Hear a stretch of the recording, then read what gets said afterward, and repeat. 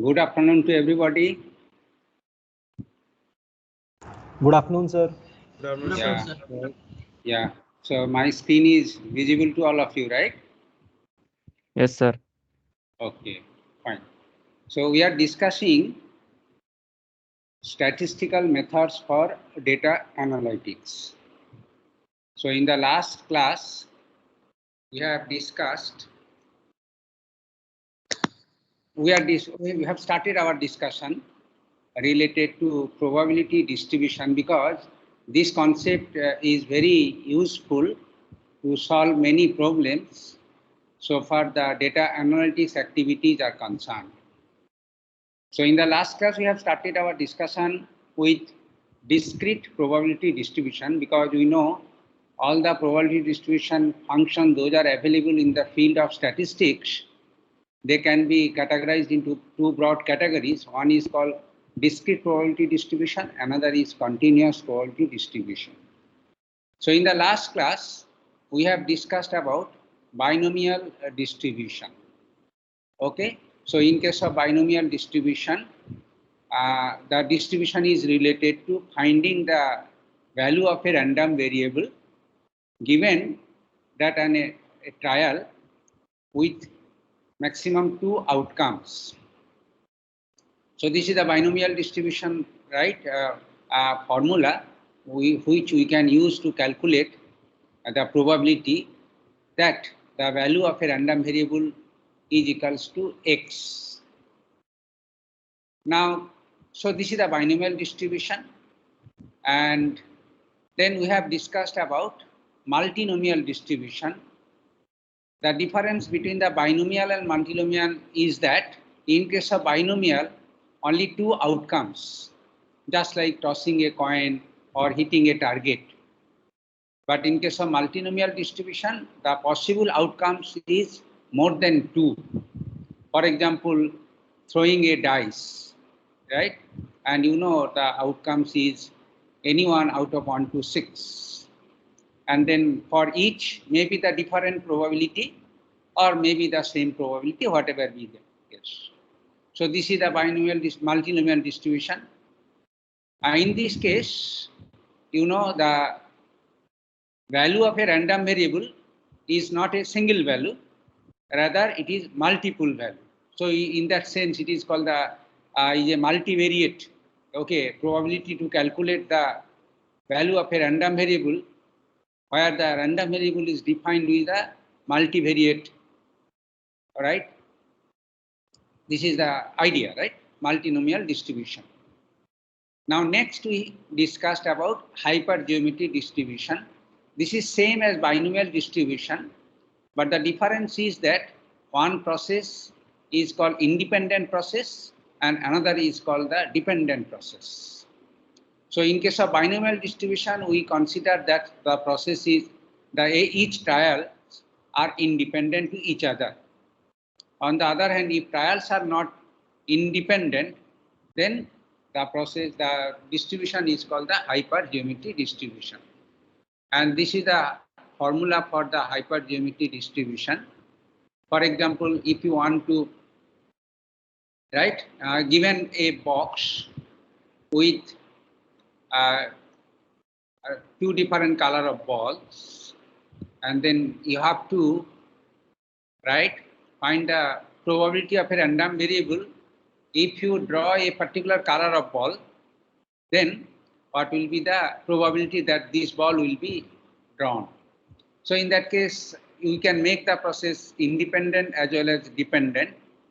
So if you consider n number of trials, and if you draw one ball, and then if you return it to the box, then the trial can be considered independent. On the other hand, if you don't return it, and then just keep on picking a ball from the box until the n balls are selected, then this is called the dependent trials.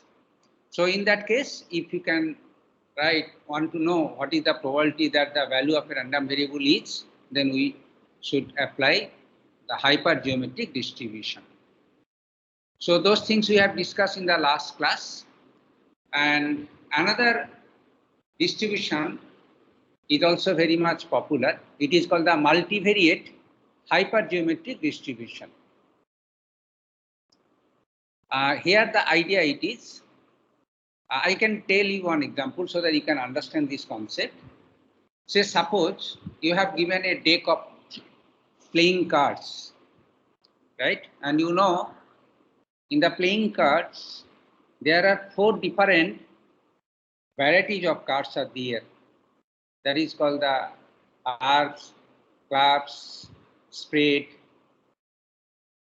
diamond, like this, right? And belong to each category, there are again number of possibilities. So there are 13 possibilities belong to each class. So altogether, there are 52 different what is called the data that you can have given a deck of cards, the full set. So here, so for a, so in that case, suppose if you draw at random, say 10 number of cards, and then you have to find what is the probability that a particular card is in your drawn. So generalizing this concept, we can consider that you have given n items, n for example in this case 52, which can be divided into k classes, in this case for example 4 classes, and they are the 4 classes, say A1, A2, A3, A4, and for each classes, for example for A1 class, there are small a1 number of elements. For A2 class, there are small a2 number of elements, and for AK class, there are small AK number of elements. So in this case, as each class contains equal number of elements, so in the small a in each case is 13. Now here the probability that you have to calculate, if you consider a random sample of size small n, that small n should be less than or equals to capital N, what is the probability that out of this small, right, okay, n number of, right, cards if you select, then what is the probability that the first category of the card contains x1 numbers, second category contains x2 number, and then k category number, xk number, and so on. So this is the problem, and this problem can be solved using multivariate hypergeometric distribution, and this formula that you can consider. This is the formula that you can think for to calculate it. So A1 here in this case 13, A2 is also 13, and AK is also 13, and X1 is your given input, that okay how many you want to have it from there and so on, and this is actually the total number of elements, and then how many, okay, then small n is the size of the sample, it is like that, okay, and also you can say that it should satisfy this consideration, right? Then the problem is defined properly, otherwise ill-defined problem we can say. Okay, summation of all xi I equals to 1 to n, this is equals to n, that is obviously if you pick n number, and then all these elements should be equals to this one, and then the sum of all AIs, that equals to also capital N. Okay, so this is fine then, and then, okay, I don't give any problem as an illustration because it is very easy. If you can understand the concept, then okay, many problems that can be given and will be solvable with this concept. And then a little bit concept of probability needs to be there also. So this is the multivariate hypergeometric distribution function, and all these are the random, right, and discrete. So that is why they are discrete random probability distribution function. Then in this series, there is one very important, right, probability distribution function, which is called Poisson distribution function. Now, so let us see what is the distribution function it is, and how this distribution function is different from the last 3 distribution functions that we have discussed. Now let us first discuss about when a process is called Poisson process. Now you can recall, while I was discussing binomial distribution, then also that time I told that when a process is called a Bernoulli process. So actually, each distribution is applicable if a process is satisfiable for that distribution. So multinomial process, multivariate hypergeometric process like this, like Bernoulli process. Now you can recall what is the Bernoulli process. A process is called a Bernoulli process if it consists of a repeated number of trials. That means one trial is repeated for a finite number of times, and each trial should have two outcomes. That is why it is called the dichotomous outcome. And for the Bernoulli process, one more condition is that each trials are independent to each other. So this is the Bernoulli process. So likewise, Poisson process also can be defined. Now, before going to discuss what are the essential properties of a Poisson process, let's see one example. Suppose you have a counter to issue tickets, then how many number of customers are likely to visit your counter at a certain time, or you can say at an interval of time, then that kind of process can be better defined using a Poisson process. So there are many experiments in the field of operation research, in the field of astronomy, in the field of physics, even the biology anyway. So this kind of process is applicable and helps the engineer and scientist to solve many problems. So here the idea is that the experiment which involves the number of occurrence of certain outcomes during a given time interval. That is the problem, right?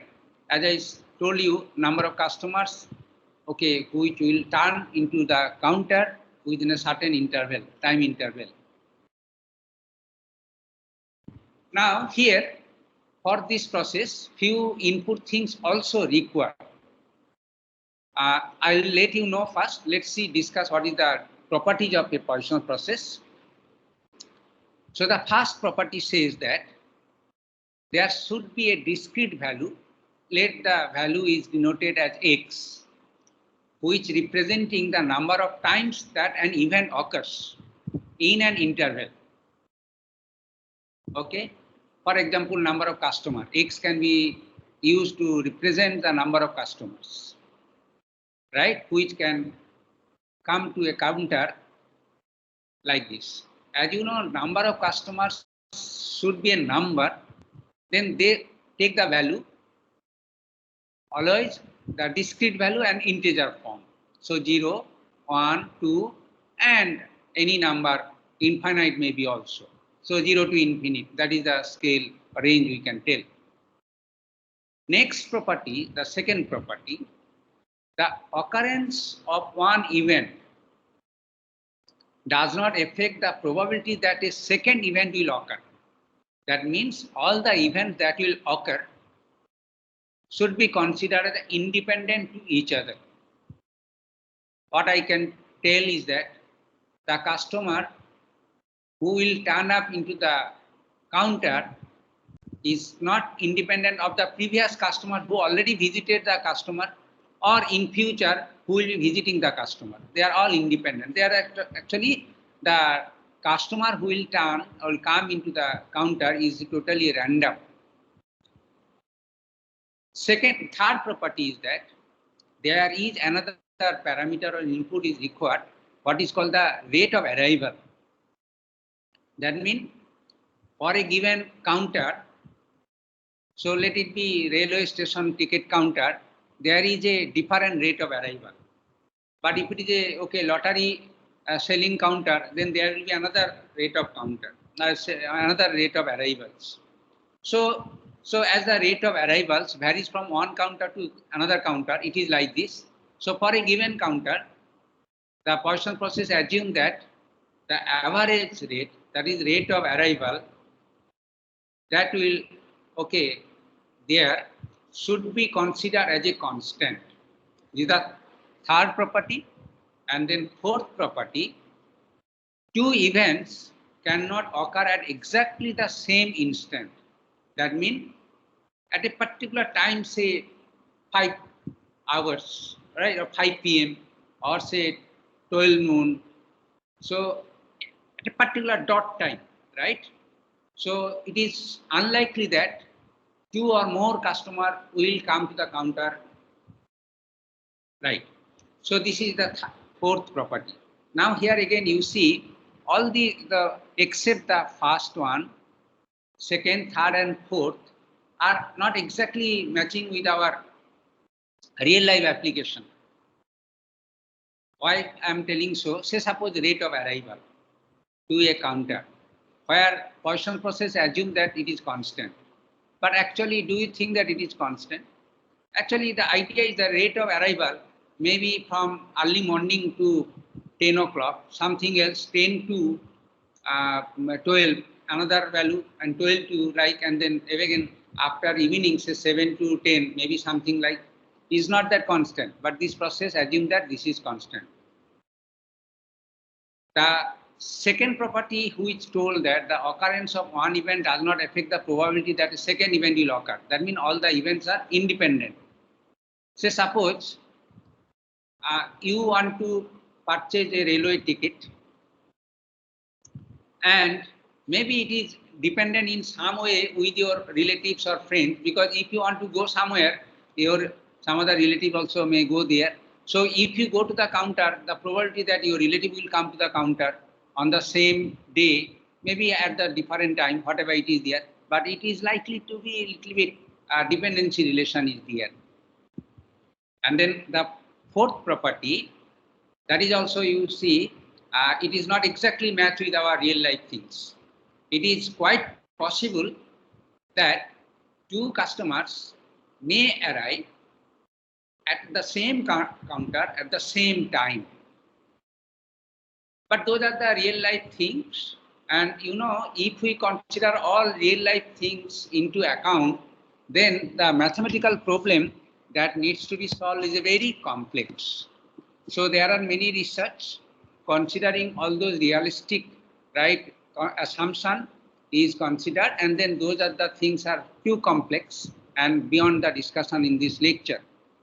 However, if we took a very simplified constant that we have already discussed, and then it also observed that with this simplified version of the Poisson process, it fits many applications in a well manner, and that is why we can be happy with this kind of Poisson process to solve many problems. That is why. Now, so these are the four properties that we have mentioned here, which actually define when a process is called a Poisson process. Now, after learning or understanding the Poisson process, now let's see what is the problem. So problem is that if an event or your experiment, if an experiment satisfy this Poisson process, then there is a random variable, capital X, which can take some discrete value, small x, and it is our task is to know that what is the probability that this random variable x takes a value small x. That means P capital X is equals to small x. So if we know the Poisson distribution, we will be able to give the answer to this probability value. Now let's see what is the Poisson distribution function. Now here there are few curves. These curves showing how the probability distribution function varies with the discrete values. And here you see we have drawn three different curves. All curves are related to the Poisson distribution only, but with different lambda values. Now, what is the lambda value? Lambda is called the average rate. That is the arrival rate I said you. So arrival rate in a certain interval, right? So here lambda is equals to 1, the first curve, which is in orange color. Then the lambda equals to 4, the magenta color. And then lambda equals to 10 is the light blue color. As you see, the curve will take different structure, different shape, depending on the different value of the lambdas. That means the arrival rate. And for a process which is considered as a constant. But whatever it is, we shall be able to calculate the value of a random variable, that is P, capital P, x equals to small x for any lambda values actually.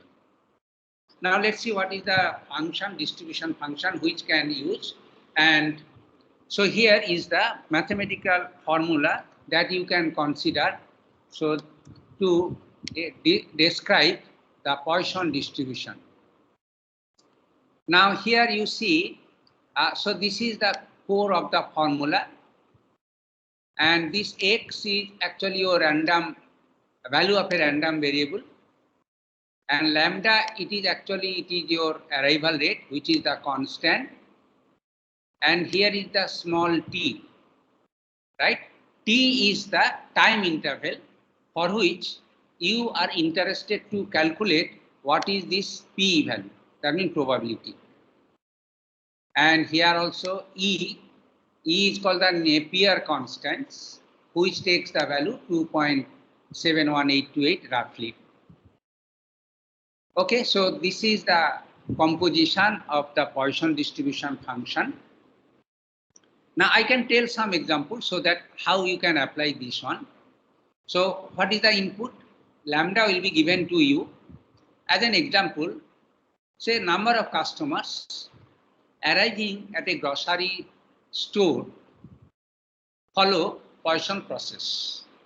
And therefore, we can calculate the probability that small x number of customers will come at any time interval using this Poisson distribution.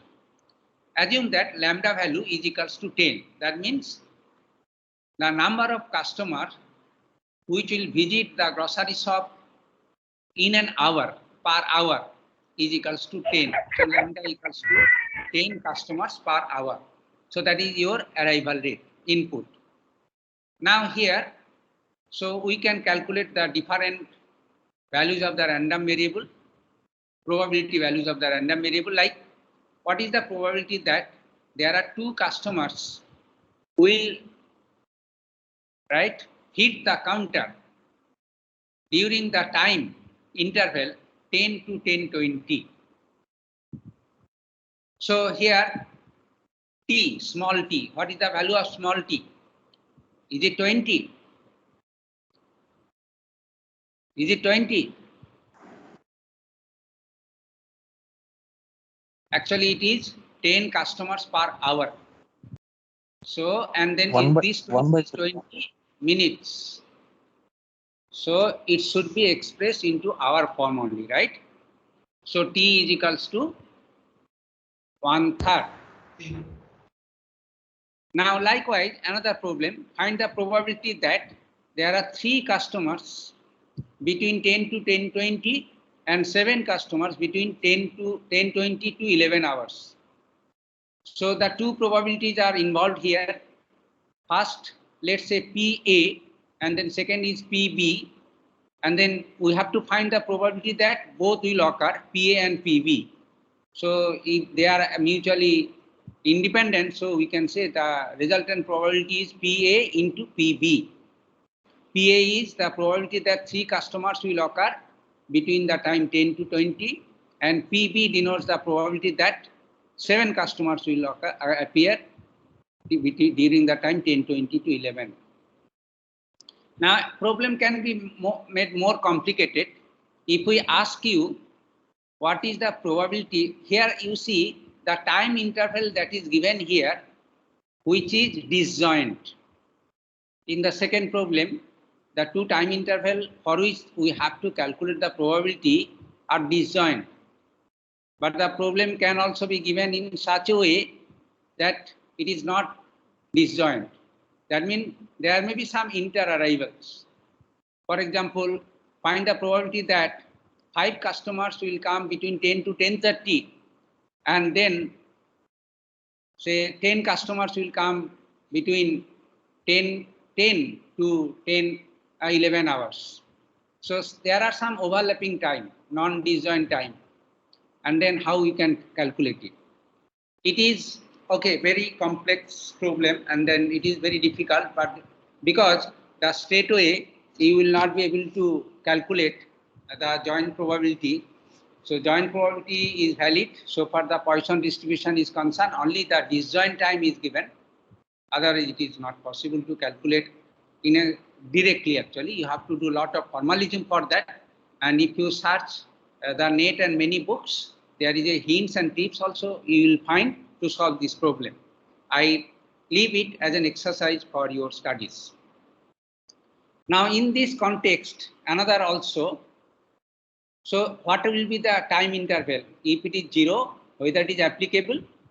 That means if we want to know what is the probability that capital X equals to small x at t equals to 0, that means the time interval exactly at dot point, time equals to 0, at t equals to 0, or at the very beginning of the counter opening.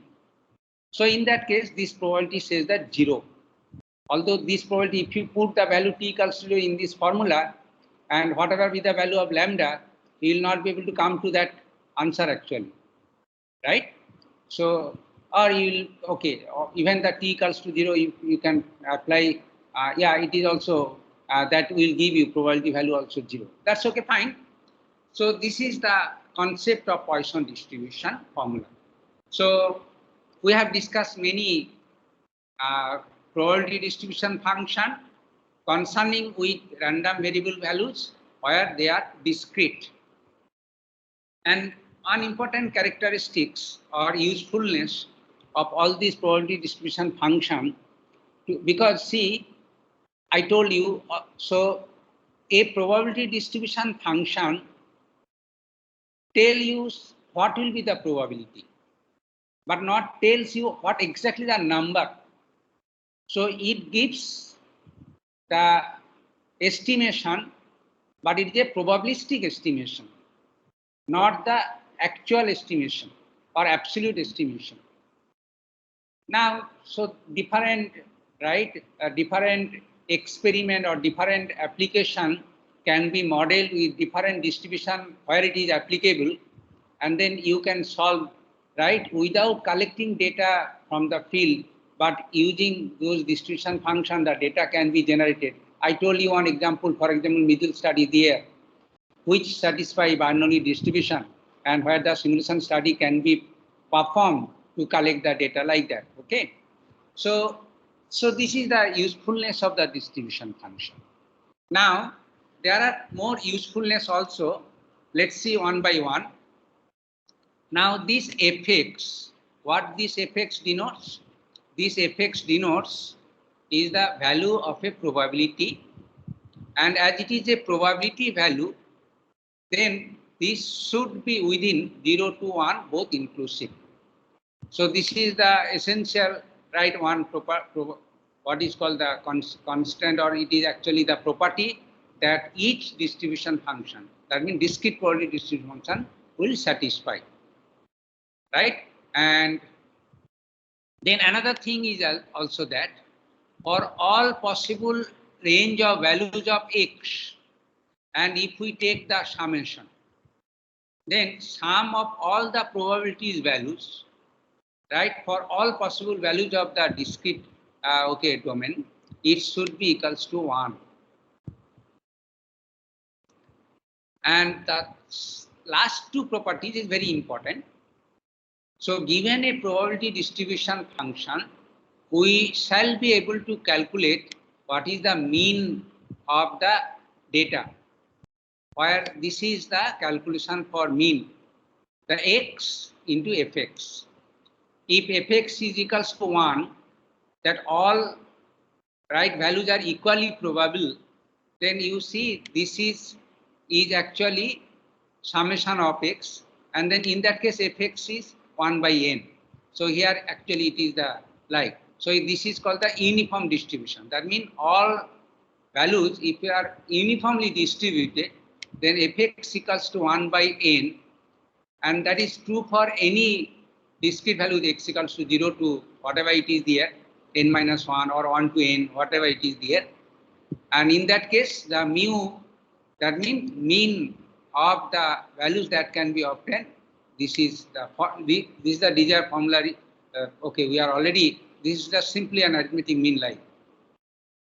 And another calculation that can be obtained from the probability distribution function directly, if you know the values of mean, then we can also calculate these are variance.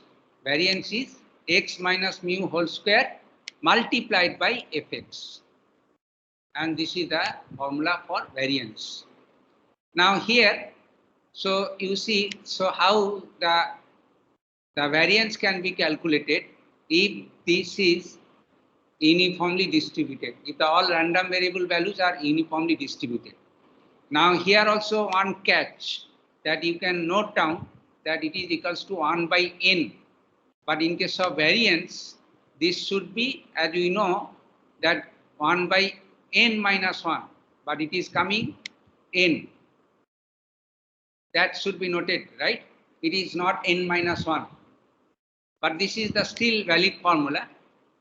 Now, here I want to say is that here all the values that is given to you in terms of a function, and this function is this function like, and this function is called probability function, or more precisely it is called the probability mass function.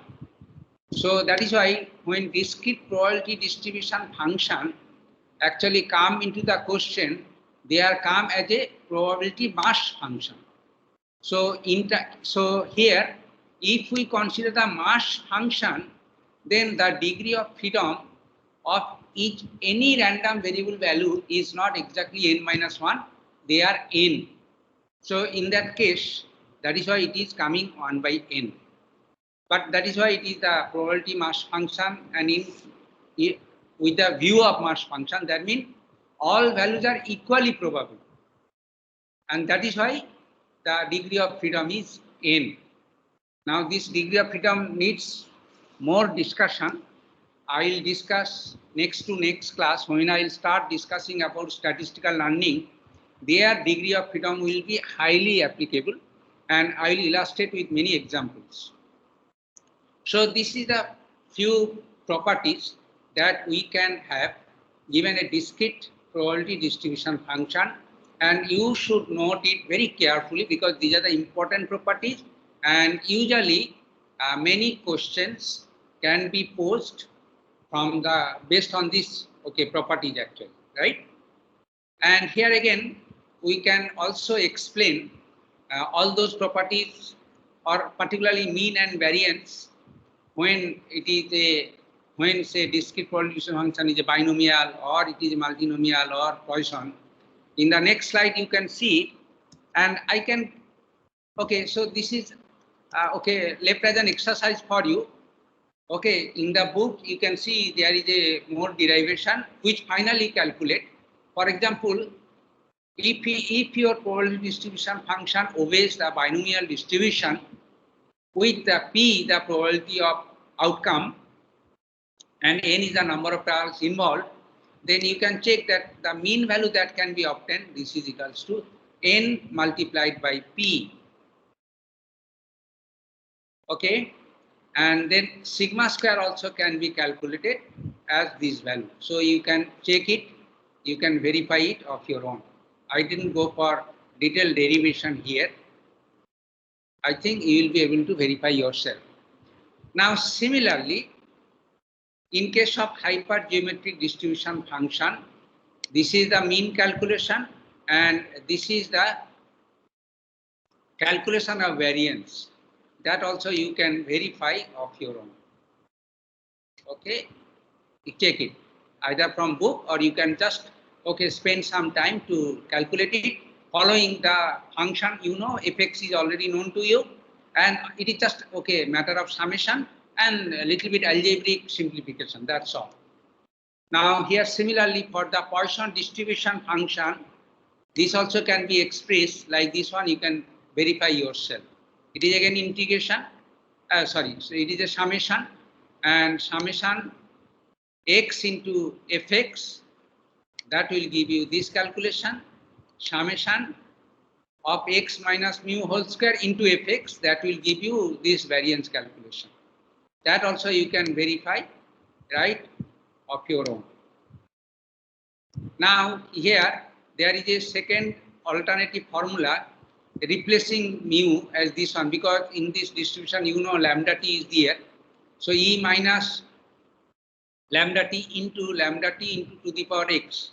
So this is also alternative formula, also the same. It is also giving you the probability that a value of a random variable is given that mean is given to you. So this is also very popular and important, right, alternative formula, but they are same actually. So these are the different descriptive measures. We know these are the descriptive measures. We have mean and variance are measure for central tendency, measurement of location and measurement of dispersion. So mu is used for measurement of location, and sigma square is used for the measurement of dispersion. They are used for descriptive measure. Also they are called statistical parameters, mu and sigma or sigma square. They are called statistical parameters. So those statistical parameters or value of the statistical parameters can be obtained from the given distribution function. So this is the one important usefulness. And there is also another special case. So many problems, many questions can be posed from there also. It is the same, all the distribution function, it is there. So it is a special case. What is the special case? Say suppose the probability mass function follows the uniform distribution. So it is called the uniform distribution, but x has the discrete random variable. So this x, small x is a discrete value. Then fx can give you to calculate what is the possible value of the random variable for a given x. Now, so it is 1 by n, and mean, as you know, mean equals to n into n plus 1 by 2. This is the formula also. If it is 1 to n, the values of the random variables, or if it is 0 to n minus 1 also, but altogether the 1 by n. And so probability that any value occurs is 1 by n. So 1 to n or 1 to 10 means it is n 10, or 0 to 9 it is 10. So 1 by 10 means this is the probability 0.1. Right? For an example, if you throw a dice, then all possible outcomes are equally probable, right? So they actually uniform distribution, we can say. If there is a fair dice, tossing a coin, fair coin, then n is 2, so 1 by 2.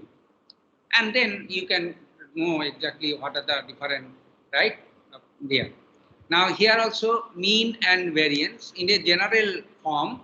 If the range of values of the discrete, right, random variable, right, they are discrete within the range a to b, both inclusive, and a is less than or equals to b, then you can check yourself using the previous properties for discrete the discrete distribution function, that mu is equals to b plus a by 2.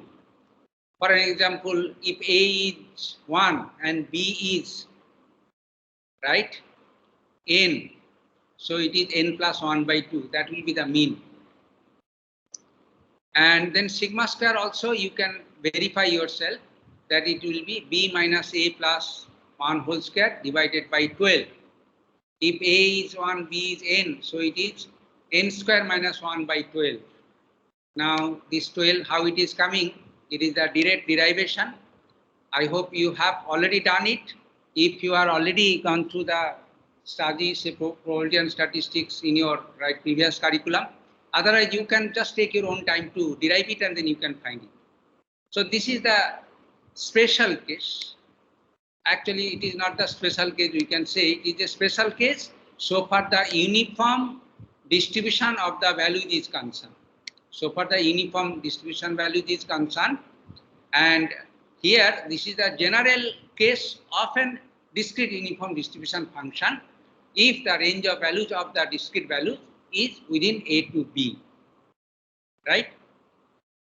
Okay, that's all. So this is about discrete probability distribution function. Now let us discuss another very important topic. So far probability distribution function is concerned. Sir? It is called the continuous, continuous probability distribution. Yes, tell. Sir, sorry to disturb you. No, So no, it's okay. Can you go back to the slide 26? Yeah, 26. Sir, in that summation thing, it's summation x and then multiplied by fx, not x multiplied by fx and summation. It is actually within bracket. Summation x into fx. So I can say it is like this. Okay, you take it. Right? Yeah, so that is actually there is a little bit okay. Here I should say that here this will be bracket. Just a minute. Yeah, that is what. Okay, fine. I understand. That is what is the problem it is here. I say that here the bracket will be there. Here the bracket will be there, and then bracket will be there. And here also a bracket will be there and bracket will be there. This is because for a given value of x, right? For a given value of x, so there is a value of fx. That is why, so it is within bracket. yeah, that's what I thought. Like it was looking confusing. Yeah, That's that why. is correct, right? Thank you.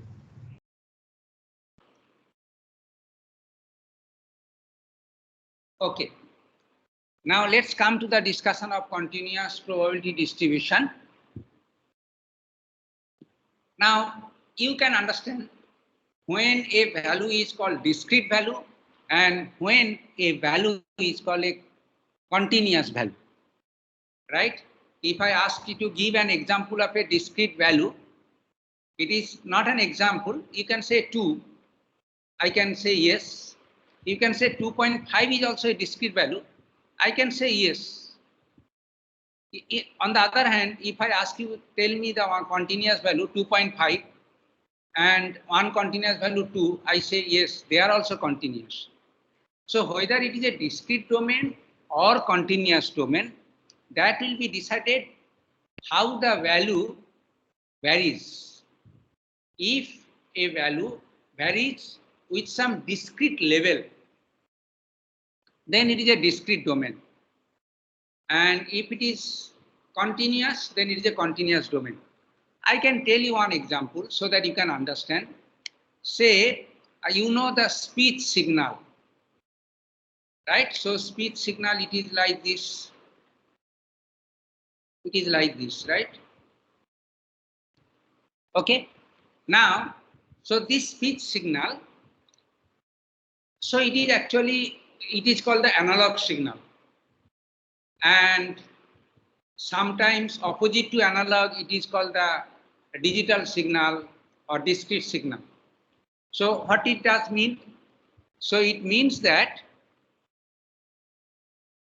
if it is analog, then value at any, so actually this is the time and along this direction the amplitude. So that means the speech signal varies its amplitude over time. It is like this, right? So this is the time direction and this is the amplitude direction. Now, I want to store this data. How I can store this data? Okay, you can tell that I can store this data in a computer, and for this purpose, I can use an array. An array, right? Where each element will be stored there, right? Now, what is the element here? So actually, that is called the sampling. So sampling means, say, suppose this is the signal for, say, 1 minute. This is a signal for a 1 minute, and then I can sample this signal for each second. So that means starting from here is 0, and this is for the first second, this is for the second second, and the last signal may be for 60 seconds. The last signal may be for 60 seconds. Okay, so it is 60 seconds, right? Then to store this data, I can use 0 and up to 60.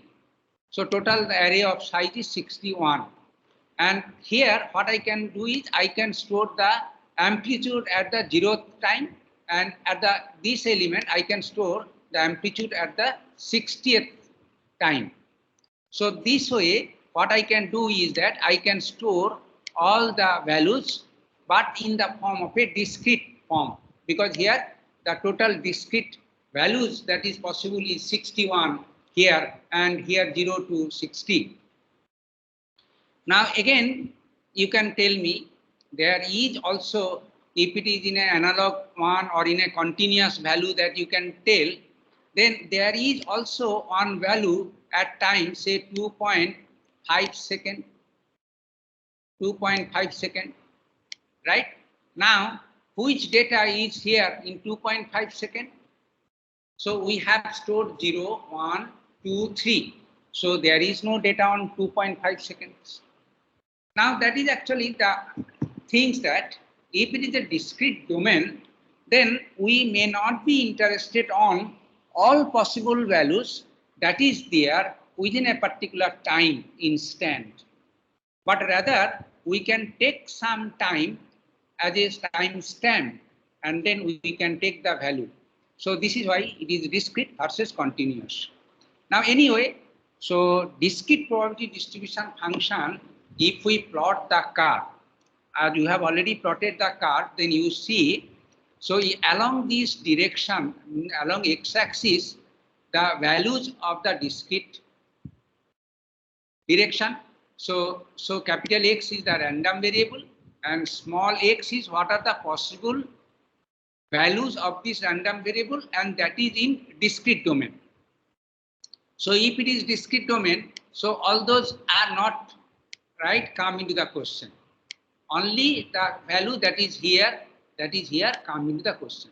And so this actually gives you probability of this capital X is equals to x1. And what is the probability of this? Actually, this is the probability of x2, and all those things are here. But if it is not discrete like this, right? If it is not discrete like this, and if it is a continuous, then possibly the distribution function may be look like this. I'm telling you possibly, it may not be same or whatever it is there.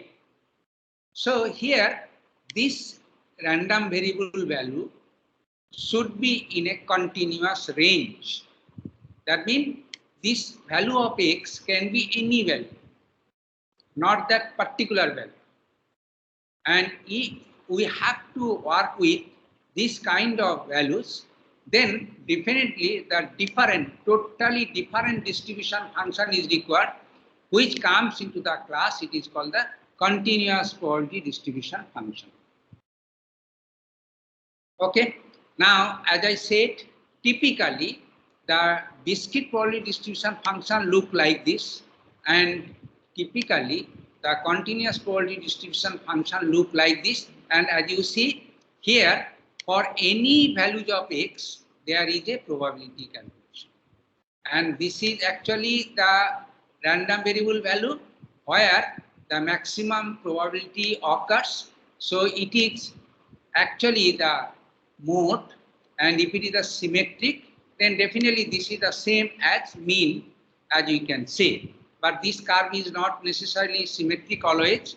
It can be skewed also. So in that case, mean can be either here or mean can be either there, depending on the positive or negative skewness of the distribution. So this is the concept of different probability distribution function that needs to be studied in a different manner, and we are just going to start about it. Let's start about, because our time is going to over. We have another 10 minutes or so. Okay, we can start discussion, and then rest of the things will be discussed tomorrow. In 2 hours class are there, so tomorrow I'll try to conclude this topic. Now, as I already mentioned, and possibly by the time you have understood, when the random variable takes any value in an interval, then that random variable is called continuous random variable, which is in contrast to the discrete random variable, which takes some discrete values. Now here, as you know, every continuous random variable has an infinite, uncountable number of possible values in any interval. Say, for example, 1 to 2. How many continuous values of the random variable is possible? I say uncountably infinite number of possible values are there. And that is why, you know, so this is actually in the real numbers, real rational numbers, as we say, whatever it is there.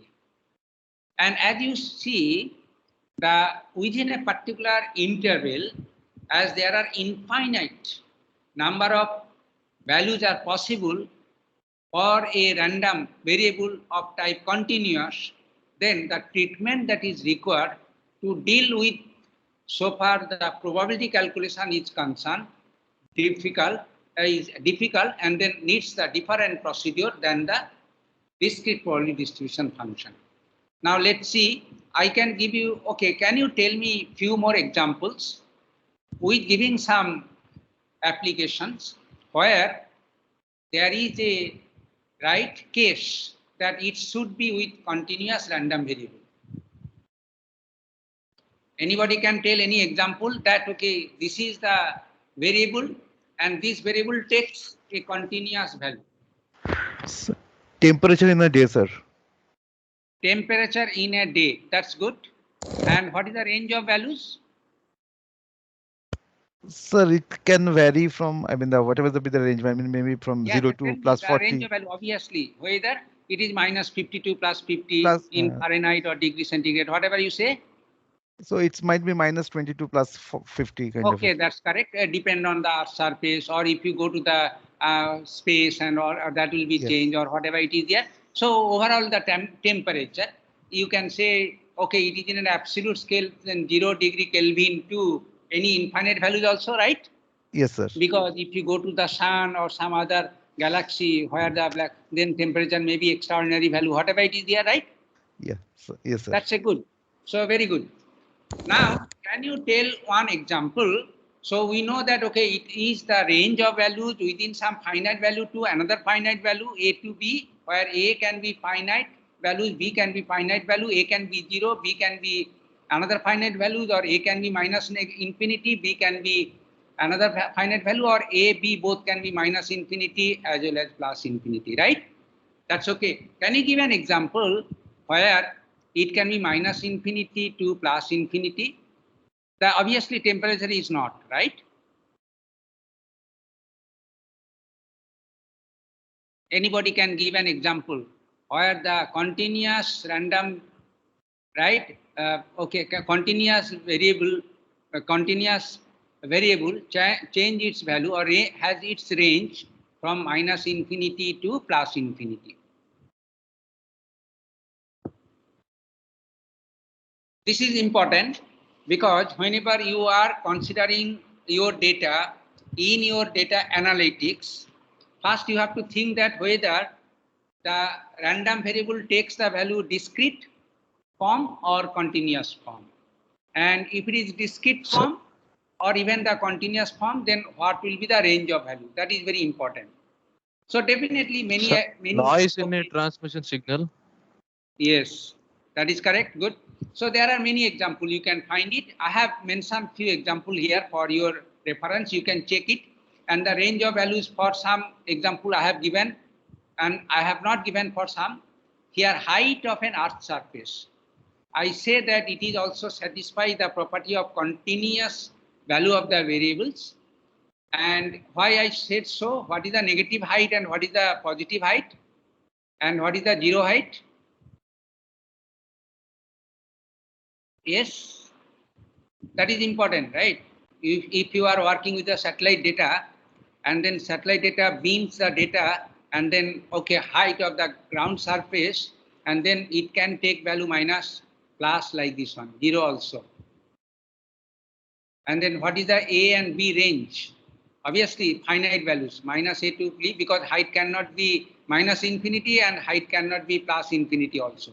Plus infinity, quite possibility, because if you go from this planet or solar system to another, right, star system or like this, then it can be infinity also. But height can, but it, as we are seeing Earth surface, though definitely within the Earth also, it's not that beyond Earth, right? But our sky is also part of the Earth surface. So it is actually zero. Actually, your Earth surface is, relative values. Actually, it is with reference to the sea level, actually, right? So the sea level is considered a zero level, and with reference to sea level. So, for example, height of a mountain, it is like this. So we say that, okay, it is say 19,000 meter. So it means that with reference to the sea level, which is considered zero, and then the height is there. Now again, negative value is also possible. So negative value means, Earth's surface beneath the sea level, right? I mean, that at the bottom of the sea, there is also Earth's surface. So that is again negative value. So this way it is actually there. And so anyway, so whenever you are dealing with a particular data, so definitely your data much well, and then well acquainted with your data, and then you can understand that what is the range of values. This is a very simple thing, and no need for further discussion. It is there. But anyway, so in many applications, what I want to say, which is of type continuous variable rather than discrete type, and then we have to study these things in a different way, and then more things it is there. And here, as you see, how the distribution, so far the continuous probability, value is concerned, and if it is minus infinity to infinity or within A to B or minus A to B, whatever it is there, and is a typical example. It is a typical example, but most of the cases, your probability distribution, which is in a continuous domain, took this kind of shape. And this is a very popular shape. It is called the bell shape, or it is called the normal shape also it is called, right? And so it looks like this.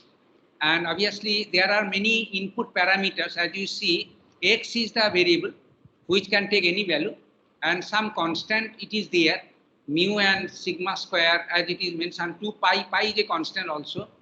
Pi is actually 22 divided by 7, that is the standard pi values. And here mu and sigma is constant. So if you take the different values of mu, different values of sigma, this curve will take different shapes. And these shapes actually can be fitted into most of the applications related to continuous probability distribution functions. It is there. I think, okay, our time is over. I will not be able to continue the discussion further. So I can start the discussion of the continuous probability distribution from the slide number 34 and onwards. So tomorrow anyway, we have to complete this topic, because I have already taken 2 lectures on it, and then 2 more hours. I think it will be sufficient to conclude this concept in details. But the next concept is very interesting concept. Although many people know, but many insight into the things which usually people ask in your interview or any other things which we miss or they can catch that whether your knowledge is sound, these things is not. So we can start from the slide number 34. Again, tomorrow at 10 o'clock, our class will start, so we can continue it. Again, before leaving this classroom, so if you have any question, so please ask question.